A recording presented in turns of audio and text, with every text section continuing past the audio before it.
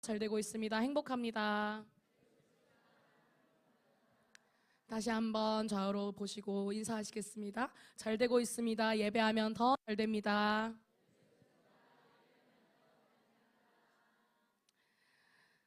네, 제가 오늘 이제 오후 설교를 한다니까 왜 이렇게 설교를 자주 하냐고 물으시는 분들이 한두 분 정도 있었습니다. 근데 제가 설교를 한다 하니까 왜 이렇게 전사님 왜 이렇게 자주 하세요라고 하면서 그 입꼬리가 이렇게 슬며시 이렇게 올라가시더라고요. 근데 느낌이 약간 그러면 오늘 오후 예배 그렇게 늦게 끝나지 않겠네요. 이렇게 저한테 이렇게 또 얘기를 하셔가지고 느낌이 아니고 그 얘기를 또 실제로 들었어요. 그래서 그러면은 제가 기를 쓰고 절대로 그 기대에 어머 자꾸 이런 이슈를 이렇게 제가 그분의 기대를 깨뜨리기 위해서 또 이런 이슈도 이렇게 저한테 허락이 되어지는 것 같네요. 오늘 말씀은 로마서 12장 1절에서 2절의 짧은 본문입니다. 오늘 본문을 들어가기 전에 지난주 수요일에 있었던 이제 연합 셀가족 모임, 다니소리 연합 셀가족 모임에 대해서 살짝 얘기를 하고 싶습니다.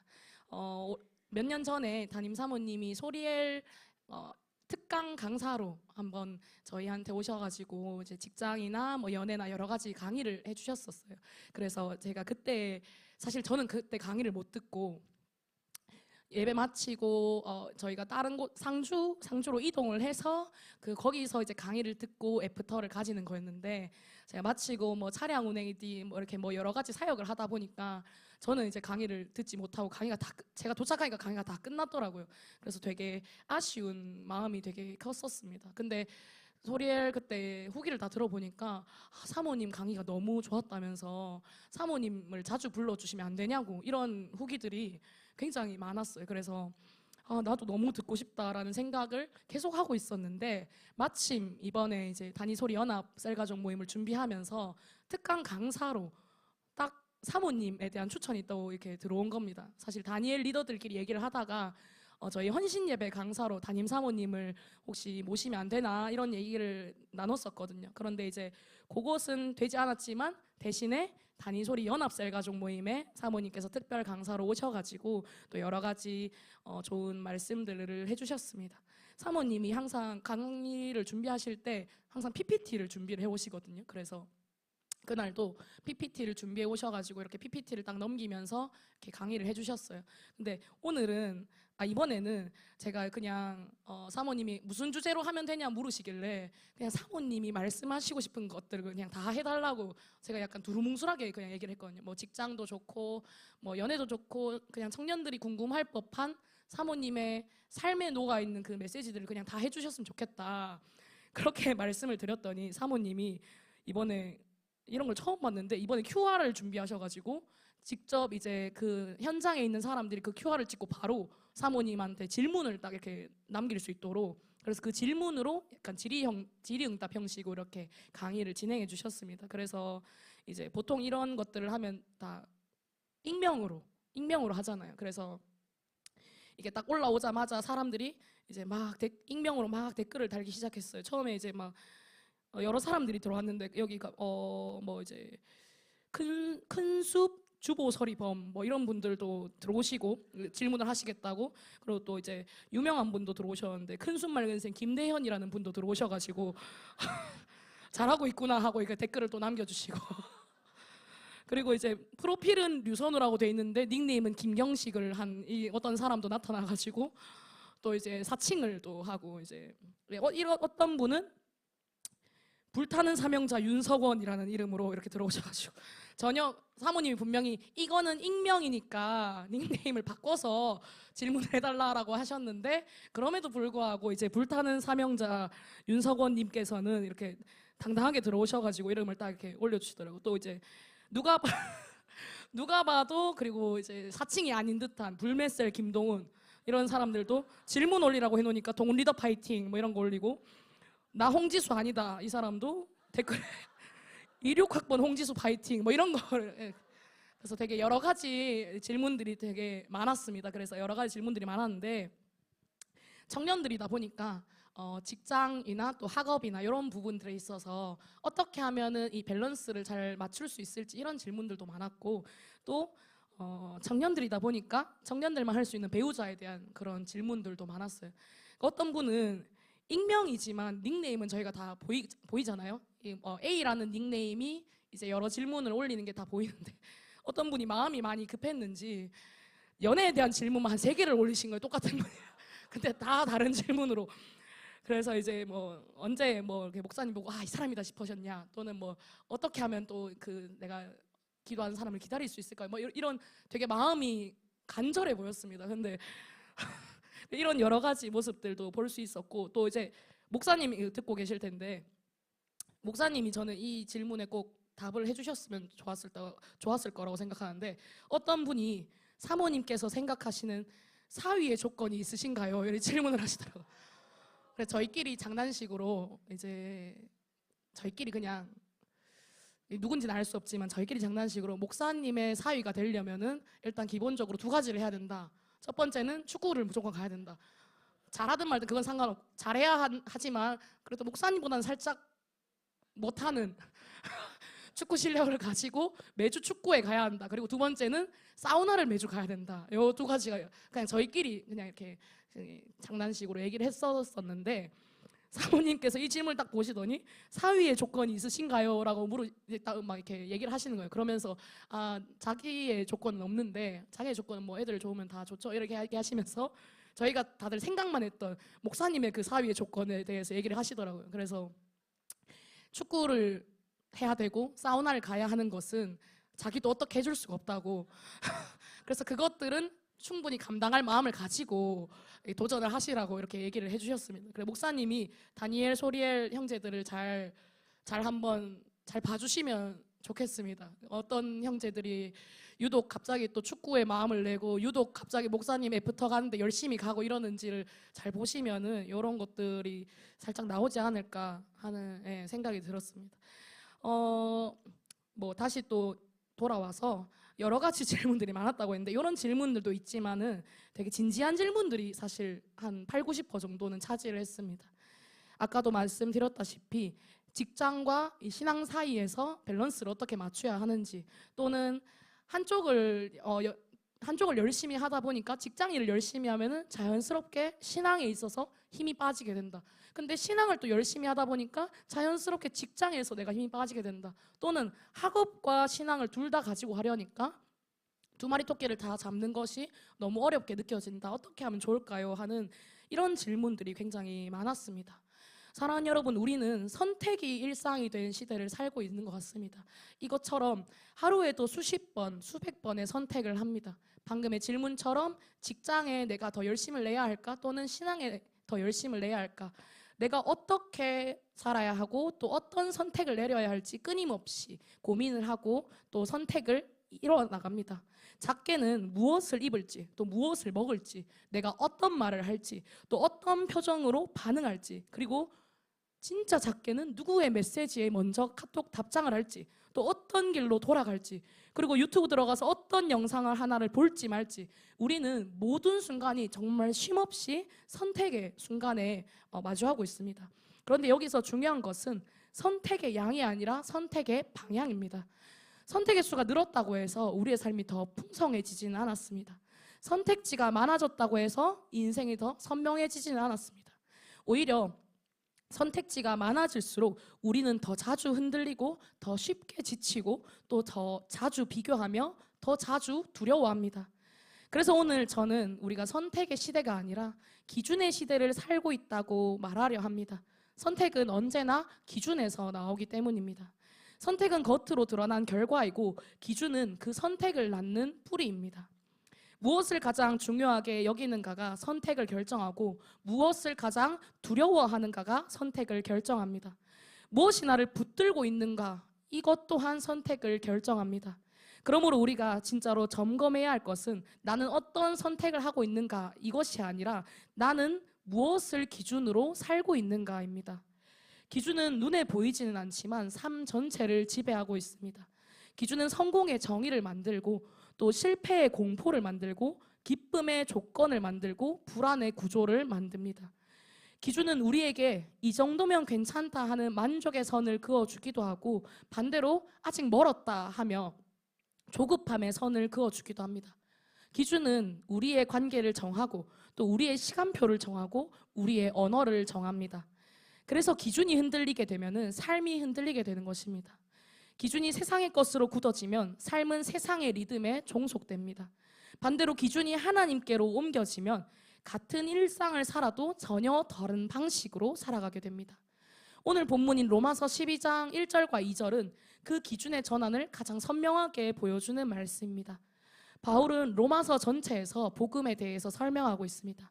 인간이 얼마나 무능한지, 또 죄가 얼마나 깊은지, 그리고 율법이 왜 우리를 구원할 수 없는지, 하나님이 어떻게 의를 이루셨는지, 또 그리스도의 십자가가 무엇인지, 성령 안에서 우리가 어떤 사람이 되었는지, 또 하나님의 은혜가 얼마나 실제적인지, 하나님의 자비가 얼마나 크고 깊은지 바울은 로마서 한 장 한 장에 쌓아 올리고 있습니다. 그리고 오늘 12장에 이르러서 한 단어로 방향을 전환합니다. 12장 1절 말씀은 그러므로라고 시작합니다. 그러므로 이 말은 단순한 문장 연결이 아니라 존재의 방향 전환입니다. 복음이 삶으로 들어오는 문이자 또 은혜가 기준이 되어서 윤리를 낳는 문입니다. 하나님의 자비를 알았다면 이제는 삶의 형태가 바뀌어야 한다는 이 선언입니다. 바울은 로마서 12장 1절 상반부에 이렇게 말하고 있습니다. 다 함께 읽어보겠습니다. 시작. 그러므로 형제들아 내가 하나님의 모든 자비하심으로 너희를 권하노니. 아멘. 여기서 우리는 매우 중요한 출발점을 볼 수 있습니다. 기독교는 해야 한다로 시작하지 않습니다. 모두가 하나님이 하셨다에서 시작합니다. 인간의 결심이 출발점이 아니라 하나님의 자비가 출발점입니다. 바울은 그래서 먼저 하나님의 모든 자비하심이라고 말하고 있습니다. 일부의 자비가 아니라 모든 자비입니다. 작은 동정이 아니라 완전한 구원을 이야기하고 있습니다. 조금 도와주셨다가 아니라 완전히 건져내셨다 하는 완전한 자비에 대해서 이야기합니다. 우리가 믿음으로 의롭다함을 얻은 것도 자비이고, 또 우리가 성령을 받은 것도 자비이고, 또 우리가 하나님을 아버지라 부를 수 있게 된 것 또한 자비이고, 우리가 소망을 가지게 된 것 또한 자비입니다. 그러므로 바울의 권면은 우리를 압박하기 위함이 아니라 우리를 자유롭게 하기 위한 권면입니다. 자비를 기반으로 한 권면이기 때문입니다. 하나님이 우리에게 순종을 요구하시는 이유는 우리를 억압하기 위함이 아닙니다. 하나님이 거룩을 요구하시는 이유 또한 우리를 불편하게 만들기 위함이 아닙니다. 하나님이 오늘 말씀 속에서 나의 기준을 바꾸라고 하시는 이유 또한 우리의 행복을 빼앗기 위함이 아닙니다. 오히려 하나님은 왜곡된 기준 때문에 무너지는 우리를 건져내기 위하여서, 우리의 존재가 더 건강해지기 위하여서 우리를 부르고 계십니다. 하나님의 뜻은 통제가 아니라 그래서 보호입니다. 제한이 아니라 생명입니다. 그리고 우리를 좁히는 것이 아니라 우리를 바른 길로 세워주는 울타리와 같습니다. 그래서 분별은 두려움에서 시작되지 않습니다. 분별은 감사에서 시작됩니다. 내가 하나님 앞에 얼마나 사랑받았는지, 그리고 얼마나 용서받았는지, 그리고 내가 얼마나 붙들려 있는지 아는 사람만이 이 분별을 할 수 있습니다. 그렇다면 나는 어떻게 살아야 하는가? 은혜를 모르고 하는 분별은 결국 자기의 의가 되거나 자기 처벌이 되고는 맙니다. 나는 이렇게 해야 인정받을 거야 라는 율법으로 흘러가게 됩니다.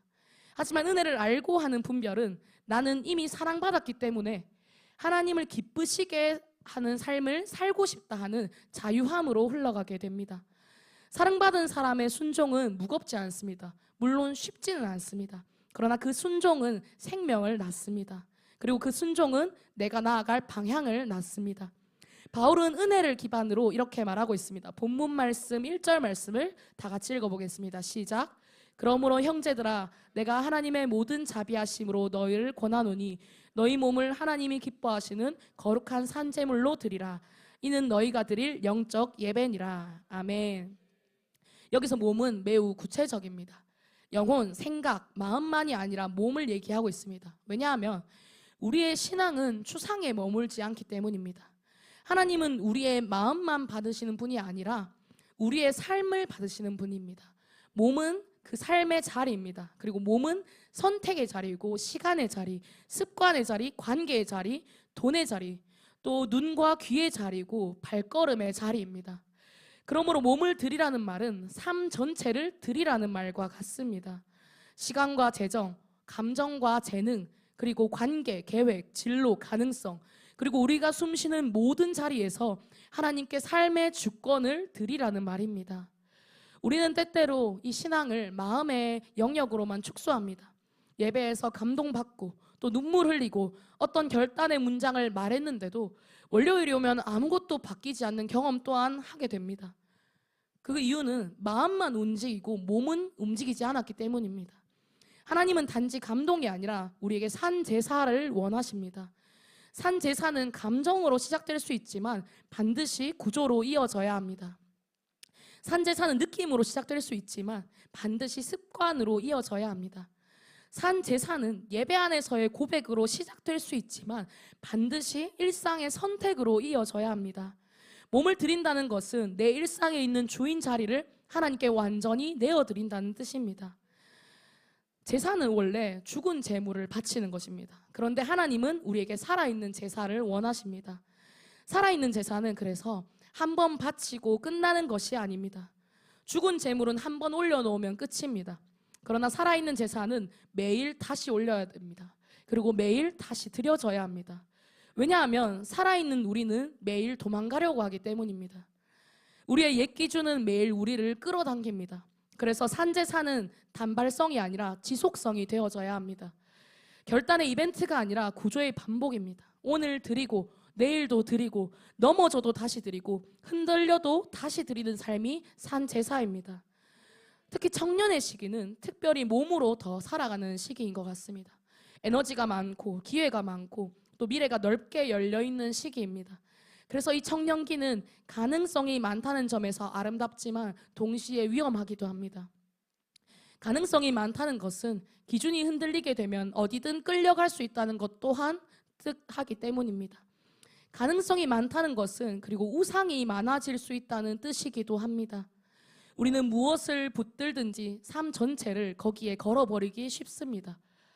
인정과 성공, 또 안정, 사랑, 관계, 이미지, 성취, 사람들의 시선, 돈, 그리고 내가 상상한 미래, 이 모든 것들이 우리의 기준이 되려고 우리에게 달려들고 있습니다. 몸을 드린다는 것은 그 경쟁 속에서 주인을 하나님으로 온전히 고백하는 것입니다. 사랑하는 여러분, 이제까지 진로를 선택할 때 우리는 무엇을 먼저 고려했습니까? 안정입니까? 또는 연봉입니까? 또는 성장 가능성? 또는 사회적 인식입니까? 물론 이것들 자체가 죄는 아닙니다. 하지만 중요한 질문은 이것입니다. 이것들이 나의 궁극이 되었는가? 또 이것들이 나의 안전이 되고 나의 의미가 되었는가? 하나님이 아니라 이것들이 나를 지탱한다면 우리는 이미 세대를 본받고 있는 것입니다. 복음의 사람은 현실을 무시하지 않습니다. 그러나 현실을 궁극화하지 않습니다. 복음의 사람은 필요를 부정하지 않습니다. 그러나 필요가 기준이 되지 않게 내버려 두지 않습니다. 몸을 드린다는 것은 현실 속에서도 궁극을 하나님께 두는 것입니다. 관계 또한 마찬가지입니다. 연애와 결혼은 단지 감정의 일이 아니라 기준의 일입니다. 사람들은 흔히 연애를 마음의 문제로만 생각하고 얘기합니다. 하지만 실제로 연애는 삶의 방향을 바꿉니다. 우리가 누구와 걷는가가 우리를 어디로 데려가느냐를 결정합니다. 관계는 아주 강력한 기준 형성 장치입니다. 그래서 성경은 언제나 누구와 동행하는가를 중요하게 다루고 있습니다. 관계는 중립이 아닙니다. 관계는 나를 하나님께로 더 가까이 데려갈 수도 있고 오히려 하나님으로부터 더 멀어지게 만들 수도 있습니다. 그러므로 분별은 관계에서 아주 실제적입니다. 이 관계가 나를 하나님께 더 가까이 가게 하는가? 이 관계가 나를 하나님 앞에 더 거룩하게 하는가? 이 관계가 내 안의 기준을 하나님께로 옮기게 하는가? 아니면 이 관계가 내 안에 공허를 달래는 도구가 되어서 하나님을 대체하고 있는가? 또 외로움이 기준이 되는 순간 우리는 이 잘못된 길을 필요라는 이름으로 합리화하기 시작합니다. 그러나 우리의 기준은 감정이 아니라 하나님이어야 합니다. 소비 또한 동일합니다. 우리는 소비로 자신을 표현하는 시대를 살고 있습니다. 무엇을 입는지, 또 무엇을 들고 다니는지, 어떤 카페에 가는지, 그리고 어떤 사진을 올리는지, 그리고 어떤 브랜드를 선택하는지, 이 소비는 단지 물건을 사는 행위가 아니라 나는 누구인가를 말하는 방식이 되어버렸습니다. 그래서 소비가 정체성의 중심이 되면 우리는 세대의 틀 안에 갇히게 되는 것입니다. 분별은 묻는 것입니다. 소비 앞에 이것이 필요한가? 아니면 비교에서 비롯된 나의 욕망인가? 이것이 삶을 살리는가? 아니면 오히려 불안을 키우는가? 이것이 자유를 주는가? 아니면 더 많은 결핍을 생산하는가? 나의 중심을 질문해야 합니다. 본문 말씀으로 다시 돌아가 보겠습니다. 바울은 영적 예배를 권면하며 여기서 멈추지 않습니다. 본문 2절 말씀을 다 같이 읽어보겠습니다. 시작. 너희는 이 세대를 본받지 말고 오직 마음을 새롭게 함으로 변화를 받아 하나님의 선하시고 기뻐하시고 온전하신 뜻이 무엇인지 분별하도록 하라. 아멘. 본받는다는 것은 단지 따라간다는 뜻이 아닙니다. 틀에 맞춘다는 뜻입니다. 세상은 끊임없이 우리에게 이 틀에 들어와야 정상이다라고 말합니다. 성공의 틀, 때로는 아름다움의 틀, 관계의 틀, 행복의 틀, 그리고 그 틀 안에 들어오지 못하면 우리 마음에 불안이 찾아오게 만듭니다. 그러나 바울은 이 세대를 본받지 말라고 이야기합니다. 왜냐하면 세대는 단지 유행이 아니라 하나님 없는 세계관이기 때문입니다. 하나님 없이도 충분하다는 전제, 또 하나님 없이도 행복하다는 전제, 하나님 없이도 의미를 만들 수 있다는 전제, 그 전제가 깔린 이 세대는 인간을 소모시키기만 합니다. 요즘 세상에 또 가장 강력한 특징 중 하나는 비교입니다. 비교는 단순히 나도 저렇게 되고 싶다 하는 수준이 아니라 우리의 자존감과 정체성을 형성하는 구조가 되어버렸습니다. SNS는 비교를 시스템화합니다. 우리는 매일 타인의 성취를 소비하고 있습니다. 그 사람이 얼마나 행복한지, 또 얼마나 예쁜지, SNS 상에서 얼마나 인정받았는지, 얼마나 바쁘게 살고 있는지, 그리고 얼마나 성공한 것처럼 보이는지 우리는 그것을 보면서 은밀하게 조급해지고 있습니다. 나는 왜 이 정도일까 하며 계속해서 나의 마음의 조급함과 불안한 마음들을 촉진시킵니다. 하지만 사랑하는 여러분, 여기서 우리가 기억해야 할 부분이 있습니다. 그 질문은 복음의 질문이 아니라 세상의 질문이라는 것입니다. 복음은 우리에게 너는 이미 사랑받는다고 말하고 있습니다. 복음은 우리에게 너의 가치는 성취가 아니라 하나님의 자녀됨이라고 말하고 있습니다. 복음은 우리에게 내 인생의 계획표는 이미 하나님의 손에 있다고 말하고 있습니다. 그런데 세상은 우리에게 너의 가치는 비교에서 나온다고 말합니다. 그래서 우리는 기준을 바꾸어야 합니다. 분별은 비교를 끊는 결단이 아니라 비교를 해석하는 능력입니다. 비교가 왜 내 안에서 커지는지, 또 비교가 무엇을 증명하려 하는지, 비교가 무엇을 숨기려 하는지를 볼 수 있어야 합니다. 비교는 종종 하나님이 아니라 인정이 내 기준이다 라는 고백을 드러내고 있습니다. 또 비교는 종종 나는 지금 내가 충분하다는 확신이 없다 라는 결핍의 언어를 드러내고 있습니다. 그러므로 분별은 단지 SNS를 지우는 행위에서 끝나지 않습니다. 물론 어떤 경우에는 멀어지는 결단이 필요할 수 있습니다. 하지만 더 본질적인 분별은 내 기준이 무엇인가를 다시 세우는 그것입니다. 하나님은 각 사람을 다른 계획에 두셨습니다. 부르심은 획일적이지 않습니다. 하나님은 어떤 사람은 빨리 쓰시고 어떤 사람은 늦게 쓰시기도 하십니다. 어떤 사람에게는 숨겨진 준비의 시간을 길게 주시기도 하고 어떤 사람에게는 갑작스러운 사명의 문을 여시기도 합니다. 그러므로 우리는 남의 속도로 살 필요가 없습니다. 하나님이 정하신 속도로 사는 것이 우리의 믿음입니다. 또 하나, 세상은 성과 중심입니다. 숫자로 평가하고 우리의 결과로 판단합니다. 속도로 판단합니다. 내가 지금까지 얼마나 벌었는가, 또 얼마나 이뤘는가, 얼마나 영향력이 있는가, 또 얼마나 인정받는가, 그리고 그 기준으로 사람을 서열화시킵니다. 그런데 하나님은 성과보다 우리의 방향을 보고 계십니다. 하나님은 결과보다 중심을 보십니다. 이 말이 하나님이 우리의 노력을 보시지 않는다는 뜻은 아닙니다.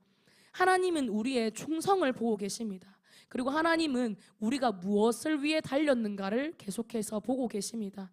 내가 누구를 기쁘게 하려고 했는가를 보고 계십니다. 세상이 박수를 치면 성공이고 세상이 외면하면 실패가 되는 이 구조 속에서 복음은 우리에게 아주 다른 언어를 줍니다. 하나님 앞에서 성공은 박수가 아니라 순종입니다. 하나님 앞에서의 성공은 성과가 아니라 충성입니다. 하나님 앞에서의 성공은 더 높아짐이 아니라 더 하나님께 가까워짐입니다. 바울은 이어서 2절 말씀을 이렇게 얘기합니다. 한번 다시 읽어보겠습니다. 시작. 너희는 이 세대를 본받지 말고 오직 마음을 새롭게 함으로 변화를 받아 하나님의 선하시고 기뻐하시고 온전하신 뜻이 무엇인지 분별하도록 하라. 아멘. 여기서 말하는 변화는 단지 행동 개선만을 이야기하지 않습니다. 본질의 형태 변화입니다. 사고 구조의 재편입니다. 우리가 무엇을 옳다고 여기고 또 무엇을 중요하다고 여기고 또 무엇을 두려워하고 무엇을 사랑하는지 그 중심이 바뀌는 것을 이야기합니다. 기준이 바뀌는 것입니다. 이 세대를 본받지 말라는 말이 단순한 거부로 끝나지 않는 이유가 여기에 있습니다. 세대를 거부하는 것만으로는 오래 버티지 못합니다. 이 비워진 자리는 반드시 다른 무언가로 채워집니다. 그래서 바울은 우리에게 마음을 새롭게 하라라고 이야기합니다. 마음이 중심이 바뀌어야 삶이 바뀌어지게 됩니다. 내 기준이 바뀌어야 선택 또한 바뀌어지게 됩니다. 우리는 하루 종일 메시지에 노출됩니다. 광고는 결핍을 자극합니다. 너는 지금 부족하고 너는 지금 더 가져야 하고 너는 지금 더 보여줘야 하고 미디어는 욕망을 합리화시킵니다. 너 이 정도 욕망 갖는 거는 당연하다. 다 이렇게 산다 하며 SNS는 또 비교를 시스템화합니다. 저 사람은 저렇게 사는데 저 사람은 이미 저 나이에 저렇게 성공했는데 너는 지금 이 삶이 뭐야? 이 모든 메시지가 매일 반복되면 우리의 마음은 자연스럽게 그 방향으로 훈련되어지게 됩니다. 아무 훈련 없이 그 흐름 속에 있으면은 우리는 자연스럽게 그 세대를 따라가게 되고 또 닮아가게 됩니다. 그래서 마음의 갱신은 의도적인 훈련입니다. 우리는 하나님 안에 있는다고만 해서 자동적으로 거룩해지지 않습니다. 자동적으로 하나님의 뜻을 분별하게 되지 않습니다. 그렇다면 마음을 새롭게 한다는 것은 무엇일까요? 먼저 말씀에 노출되는 것입니다. 말씀은 하나님의 생각이 기록된 책입니다. 우리는 하나님의 뜻을 알고 싶다고 말하면서도 말씀을 멀리할 때가 많습니다. 하지만 하나님의 뜻은 신비한 계시로만 주어지지 않습니다. 이미 기록된 말씀 안에서 하나님의 성품과 길과 기준이 담겨 있습니다. 그래서 말씀은 우리의 세계관을 바꿔 나갑니다. 말씀은 우리에게 너는 이미 사랑받는다고 말합니다. 말씀은 우리에게 너의 가치는 성취가 아니라 하나님의 형상이라고 말합니다. 말씀은 우리에게 너의 미래가 불확실해 보여도 하나님의 손안에 있다라고 이야기합니다. 말씀은 우리에게 너의 필요를 하나님이 이미 알고 계신다고 말합니다. 이 말씀을 반복해서 들을 때 우리의 마음이 새로워집니다. 세상의 소리가 크기 때문에 하나님의 음성을 더 자주, 더 의도적으로 가까이 하고 들어야 합니다. 두 번째로는 기도입니다. 기도는 단지 우리 마음의 요청이 아닙니다. 기도는 정렬입니다. 내 마음을 하나님 앞에 맞추는 시간입니다. 내 기준을 하나님의 기준으로 재정렬하는 시간입니다. 기도는 내가 원하는 것을 얻는 시간이 아니라 내가 원해야 할 것을 배우는 시간이기도 합니다. 하나님을 설득하는 시간이 아니라 내가 하나님의 뜻에 설득되는 시간입니다. 앞서서 있었던 질문 중에 하나님이 원하시는 기도를 어떻게 알아보냐는 질문 또한 있었습니다. 하나님 앞에 우리가 기도할 때 하나님의 뜻을 구하며 기도하다 보면은 하나님께서는 내 뜻대로 상황이 흘러가는 것이 아니라 하나님의 계획대로 흘러가는 상황들을 마주하게 해주십니다. 나의 기도 제목을 하나님께 구하지만 하나님의 뜻대로 응답해달라 하는 이 기도자들에게 하나님께서는 반드시 하나님의 뜻을, 내게 가장 안전한 그 뜻을 깨닫게 해주십니다. 기도하지 않는 분별은 결국 자기 확신으로 흘러갑니다. 하지만 기도하는 분별은 겸손을 유지합니다. 하나님, 내 뜻이 아니라 주님의 뜻이 더 선하다는 것을 믿습니다. 주님, 제 감정이 아니라 주님의 말씀이 기준이 되게 하여 주시옵소서. 이 고백이 우리의 오늘의 선택을 바꾸게 됩니다. 세 번째로는 공동체입니다. 우리는 혼자서도 잘 분별할 수 있다고 생각하지만 사실 인간은 자기 자신에게 가장 속기 쉬운 존재입니다. 내 마음의 동기를 내가 가장 잘 안다고 생각하고 믿고 있지만 때때로 내가 가장 잘 모르는 것이 내 마음입니다. 그래서 하나님은 우리를 공동체 안에 두셨습니다. 함께 예배하고 또 함께 점검하고 함께 기도하고 함께 양육과 훈련을 듣는 자리에서 우리는 균형을 얻게 됩니다. 공동체는 그래서 통제가 아니라 우리를 향한 보호입니다. 공동체는 우리에게 울타리가 되어집니다. 물론 공동체는 불완전하기도 합니다. 그래서 공동체가 때로는 상처가 되기도 합니다. 하지만 하나님은 그럼에도 불구하고 교회를 통하여서 우리를 세워나가십니다. 혼자만의 분별은 쉽게 왜곡되지만 믿음의 사람들과 함께하는 분별은 우리를 바르게 세워갑니다. 이제 바울은 그 결과를 말합니다. 2절 말씀에 하나님의 선하시고 기뻐하시고 온전하신 뜻이 무엇인지 분별하도록 하라. 이 분별은 단순히 선과 악을 가르는 수준이 아닙니다. 분별은 많은 선택지 중에서도 하나님의 뜻을 알아차리는 능력입니다. 겉으로 보기엔 다 괜찮아 보이는 길들 속에서 하나님의 마음이 담긴 길을 선택하는 능력입니다. 때때로는 죄와 의의 구분은 분명합니다. 그러나 우리의 실제 선택은 그보다 더 복잡합니다. 어떤 길은 전부 나빠 보이지 않습니다. 어떤 선택은 전부 약해 보이지 않을 때도 있습니다. 그래서 우리에게는 분별이 필요합니다. 분별은 이게 죄냐 아니냐 이것만을 묻는 것이 아니라 이것이 하나님을 기쁘시게 하느냐를 묻는 것입니다. 이것이 나를 하나님께 더 가까이 가게 하느냐를 질문하는 것입니다. 이것을 통하여서 생명이 나아지는가를 묻는 것입니다. 사랑하는 여러분, 분별은 완벽한 선택을 보장하지 않습니다. 그러나 방향을 잃지 않게 도와줍니다. 넘어질 수 있고 실수할 수 있습니다. 또 잘못된 판단을 할 수도 있습니다. 그러나 분별하는 사람은 반드시 빠른 시간 내에 다시 돌아올 수 있습니다. 분별은 넘어지지 않는 능력이 아니라 돌아오는 능력입니다. 다시 몸을 들이고 다시 마음을 새롭게 하고 다시 하나님의 뜻을 묻는 것입니다. 하나님은 우리를 한 번의 실수로 버리지 않으십니다.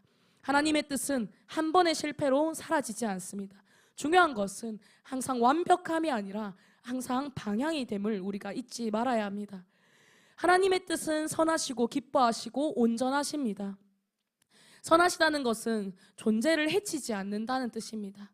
하나님은 우리의 인간다움을 파괴하는 길이나 우리의 마음을 병들게 하는 길로 우리를 이끄시지 않습니다. 기뻐하신다는 것은 관계 안에 두신다는 뜻과 같습니다. 하나님의 뜻은 언제나 하나님과의 관계를 깊게 만들어갑니다. 하나님과 멀어지게 하는 선택은 결국 우리의 기준을 망가뜨립니다. 온전하다는 것은 결핍이 없다는 뜻입니다. 세상의 길은 즉각적인 만족을 약속하지만 결국 더 큰 결핍을 낳기도 합니다. 그러나 하나님의 길은 때로는 느리고 때로는 답답해 보여도 존재를 더 건강하게 만들고 깊은 평안을 낳습니다. 세상은 우리에게 지금 확보하라고 말합니다. 지금 즐기고 지금 증명하고 지금 쌓으라고 이야기합니다. 그러나 하나님은 때때로 우리에게 기다리라고 하십니다. 기다림은 믿음의 또 다른 이름입니다. 그래서 분별은 기다릴 줄 아는 능력입니다. 하나님의 때를 신뢰하는 능력입니다.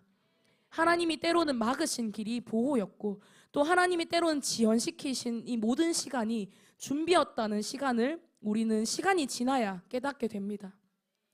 그래서 분별은 단기적인 감정의 만족이 아니라 장기적인 열매를 바라보는 시선입니다. 또한 분별은 용기를 요구합니다. 분별의 결과는 종종 다수와 다른 길로 이어지기 때문입니다. 모두가 같은 길을 선택할 때 하나님의 뜻을 따라 다른 선택을 하는 것은 외로울 수 있습니다. 그러나 성경의 사람들은 언제나 그 자리에서 길을 열었습니다. 다수의 박수보다 하나님의 기쁨을 선택했습니다. 세상은 그들을 이상하게 보고 손가락질했지만 하나님은 이 사람들을 통하여서 새로운 역사를 쓰셨습니다. 하나님은 오늘도 우리를 통하여서 그러한 사람이 일어나기를 바라고 계십니다. 세상의 흐름을 그대로 따르지 않고 하나님의 뜻을 구하는 사람을, 하나님의 뜻을 구하는 청년을, 하나님의 뜻을 구하는 청소년을 오늘도 찾으십니다. 사랑하는 여러분, 지금 우리의 때는 방향이 결정되는 때입니다. 속도는 그 다음 문제입니다. 방향이 맞으면 느려도 괜찮습니다. 방향이 틀리면 아무리 빨라도 멀어지게 됩니다. 분별은 방향을 점검하는 작업입니다. 나는 지금 하나님을 향해 가고 있는지, 아니면 세상의 박수를 향해 가고 있는지, 내가 지금 하나님의 뜻을 구하고 있는지, 아니면 내가 이미 정해놓은 길에 그저 하나님의 동의를 구하고 있는지, 이 질문 앞에 우리는 겸손해져야 합니다. 분별은 아까도 말씀드렸다시피 겸손에서 시작되어집니다. 하나님의 뜻이 반드시 내 뜻보다 선하다는 그 믿음이 우리에게는 필요합니다. 이제 우리는 더 구체적으로 우리의 삶을 점검하기를 소망합니다. 나의 시간은 무엇을 향하고 있습니까? 또 나의 일정은 무엇을 예배하고 있습니까? 나의 소비는 무엇을 말하고 있습니까? 또 나의 관계는 무엇을 증명하고 있습니까? 나의 말은 무엇에서 흘러나옵니까? 또 나의 분노는 무엇을 보호하려 합니까? 또 나의 불안은 무엇을 잃을까 두려워합니까? 우리는 이 질문들을 회피하지 말아야 합니다. 하나님은 우리를 정죄하시려고 이 질문들을 주시는 것이 아닙니다. 하나님은 우리를 살리시려고 이 질문들을 우리에게 허락하십니다. 우리의 기준을 회복시키시려고 이 질문들을 우리 삶에 주십니다. 몸을 드린다는 것은 결국 삶의 우선순위를 드린다는 것입니다. 무엇이 먼저이고 무엇이 나중인지, 또 무엇이 절대이고 무엇이 상대인지, 무엇이 주인이고 또 무엇이 도구인지, 그 질서를 하나님께서 다시 세워가시도록 하나님께 온전히 내어드리는 것입니다. 세대는 우리에게 네가 네 인생의 주인이다라고 얘기하지만 복음은 우리에게 하나님이 주인이시다라고 이야기합니다. 세대는 우리에게 네가 기준이다라고 말하지만 복음은 우리에게 하나님의 말씀이, 하나님의 뜻이 기준이다라고 얘기하고 있습니다. 사랑하는 여러분, 예배는 이 전환의 자리입니다. 예배는 감정의 고조를 위해 존재하지 않습니다. 감정의 위로를 위해서 존재하지 않습니다. 예배는 삶의 중심을 다시 잡기 위해 존재합니다. 예배는 주권을 다시 고백하기 위해 존재합니다. 예배는 주님, 제 인생의 기준이 주님이십니다 라고 선포하는 자리입니다. 그래서 예배는 노래로 끝나지 않습니다. 예배는 선택으로 이어져야 합니다. 예배는 당장 월요일로 이어져야 합니다. 예배는 관계로 이어져야 하고 돈과 시간으로 이어져야 합니다. 또한 예배는 나의 진로와 계획과 꿈으로 이어져야 합니다. 그것이 오늘 하나님이 우리에게 바라시는 영적인 산 제사입니다. 우리는 완벽하지 않습니다. 그래서 자주 흔들리기도 합니다. 그러나 복음은 우리에게 말합니다. 흔들릴 때 다시 돌아오라고 얘기합니다. 넘어질 때 다시 드리라고 이야기합니다. 기준이 흐려질 때 다시 정렬하라고 얘기합니다. 하나님은 결코 우리를 혼자 두지 않으십니다. 말씀과 성령으로 공동체로 우리를 다시 붙들어 가십니다. 분별하려는 사람에게 하나님은 지혜를 주십니다. 또 기도하는 사람에게 하나님은 길을 비추십니다. 말씀을 가까이 하는 사람에게 하나님은 빛을 주십니다. 야고보서 1장 5절에는 이렇게 이야기합니다. 시작. 너희 중에 누구든지 지혜가 부족하거든 모든 사람에게 후히 주시고 꾸짖지 아니하시는 하나님께 구하라. 그리하면 주시리라. 아멘. 하나님은 분별하려는 사람을 결코 외면하지 않으십니다. 그러므로 오늘 우리는 결단의 자리로 나아가야 합니다. 이 결단은 말로만 끝나는 결단이 아니라 삶으로 이어지는 결단입니다. 지금 이 자리에서부터 시작될 나의 삶의 예배가 하나님이 기뻐 받으신 예배가 되어지게 해달라는 이 고백이 오늘 우리의 예배가 되어져야 합니다. 지금 세우는 기준이 평생을 끌고 갑니다. 또 지금 형성되는 세계관이 이후의 모든 선택을 지배합니다. 그래서 우리에게 주어진 이 지금이라는 이 기회가 굉장히 중요합니다.